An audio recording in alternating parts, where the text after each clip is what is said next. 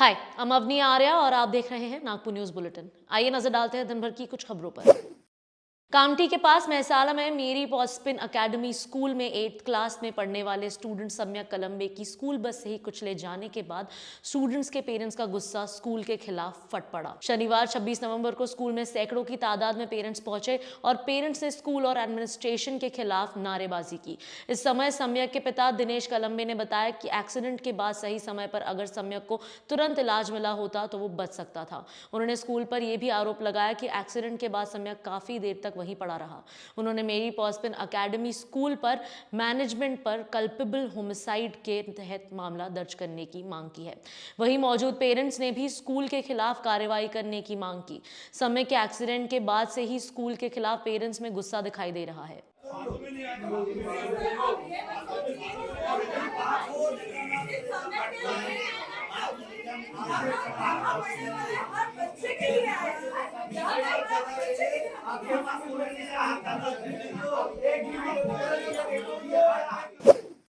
Agriculture exhibition Agrovision का inauguration शुक्रवार 25 नवंबर को किया गया। इस समय यूनियन मिनिस्टर नितिन गडकरी ने स्क्रैप पॉलिसी पर कहा कि 15 साल पुरानी गाड़ियों को स्क्रैप किया जाएगा।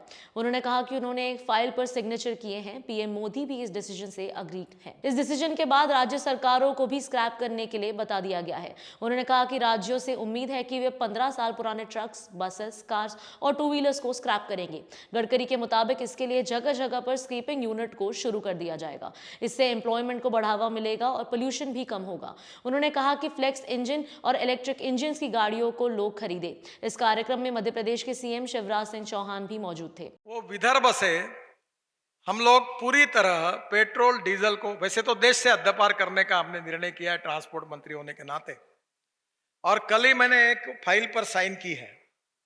प्रधानमंत्री जी ने विशेष आग्रह करके मुझे कहा कि बिल्कुल हिम्मत से करिए, और वो निर्णय ऐसा है कि इसके बाद 15 साल के बाद जो भी गाड़ियां होगी भारत सरकार की या भारत सरकार के उपक्रमों की, उनको सबको अपनी गाड़ियां स्क्रैप करनी पड़ेगी, वो चल नहीं पाएगी रोड पर।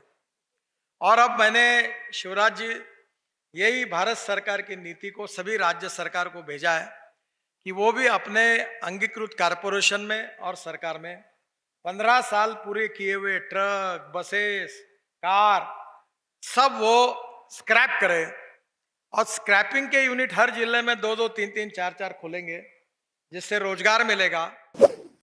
भुसावल और जलगांव के बीच तीसरी और चौथी लाइन का काम चलने के कारण 14 मेजर ट्रेन्स को कैंसिल करने का डिसीजन लिया गया था, लेकिन अब 6 दिसंबर के कारण इन ट्रेन्स को फिर शुरू करने का डिसीजन लिया गया है। 6 दिसंबर को बाबा साहेब आम्बेडकर का परिनिर्वाण दिन होता है और हर साल मुंबई के चैत्य भूमि पूरे देश से उनके फॉलोअर्स पहुंचते हैं। इनमें ज्यादातर नागपुर और विदर्भ से होते हैं। ये लोग 4 और 5 दिसंबर को ही निकलते हैं और ट्रेन कैंसिल करने के कारण लोगों ने विरोध शुरू कर दिया था, जिसके कारण रेलवे को अपना डिसीजन बदलना पड़ा। अब Amravati Mumbai express, Mumbai Amravati express, Mumbai Gondia Vidarbha express, Gondia Mumbai Vidarbha express को फिर शुरू किया गया है। सेवाग्राम की जगह स्पेशल ट्रेन नागपुर से निकलेगी। इसके साथ ही महापरिनिर्वाण दिन पर पैसेंजर्स की एक्स्ट्रा भीड़ को काम करने के लिए 14 अनरिजर्व्ड स्पेशल ट्रेन चलाने का डिसीजन लिया गया है।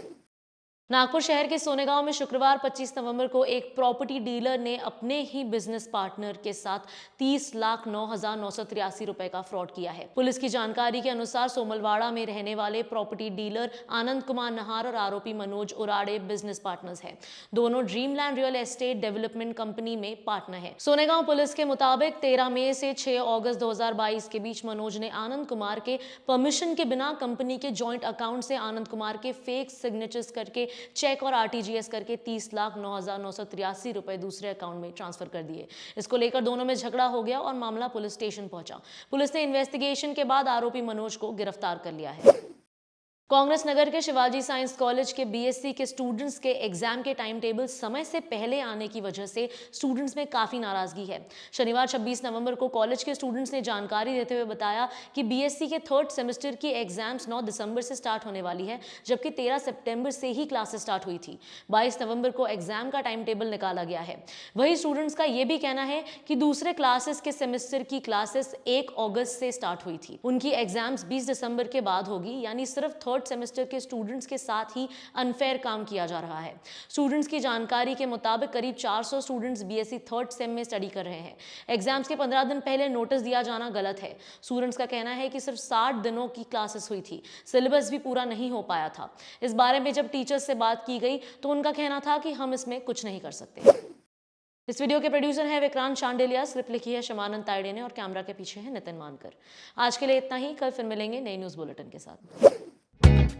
Nation next news hub for new India.